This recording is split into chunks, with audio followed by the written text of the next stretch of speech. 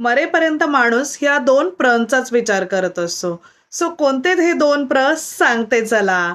Hello, Ram Ram मंडळी, मी विहानची mummy आली आहे तुम्हाला या दोन प्रंचं महत्व सांगायला. अहो, अगदी सोपं आहे. प्रपंच आणि प्रॉपर्टी. आणि हो, जाताना काही हे माणूस वरती घेऊन जात नाही, शेवटी ठेवून जातो तो आपल्या आणि आपल्याच माणसांसाठी. यासाठी एक छोटीशी गोष्ट मी तुम्हाला सांगणार आहे. इंटरेस्टिंग आहे, शेवटपर्यंत नक्की ऐका. सो एक माणूस असतो जो आपल्या शेवटचा घटका मोजत असतो हॉस्पिटलमध्ये. त्याच्या बेडच्या बाजूला त्याचा सगळा परिवार उभा असतो आणि तिथेच एक नर्स पण उभी असते. ती त्यांचं बोलणं ऐकत असते. तो माणूस आपल्या मोठ्या मुलाला म्हणतो, तुला सिंहगडचे 200 फ्लॅट मी देतो.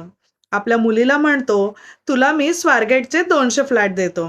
आणि आपल्या धाकट्या मुलाला म्हणतो, तू तर माझा सर्वात लाडका आहेस, सो तुला मी 300 फ्लॅट देतो. शेवटी बायकोला म्हणतो, की तुला माझ्यानंतर कोणापुढे हात पसरायची गरज लागणार नाही, यासाठी तुला मी माझी 20 दुकानं देऊन जातो. नर्स हे ऐकून खूप तिला भारी वाटतं. तिला वाटतं किती मस्त यार, किती श्रीमंत आहे हा माणूस. ती त्या बायकोला म्हणते, तुम्ही किती भाग्यशाली आहात हो, तुमचा नवरा किती श्रीमंत आहे. बायको म्हणते, कसला श्रीमंत आणि कसलं भाग्यशाली. अहो, माझा नवरा पेपरवाला आहे, त्याच्या सगळ्या जबाबदाऱ्या तो आम्हाला देऊन जातोय. मलाही खूप हसायला आला ऍक्च्युली गोष्ट ऐकून.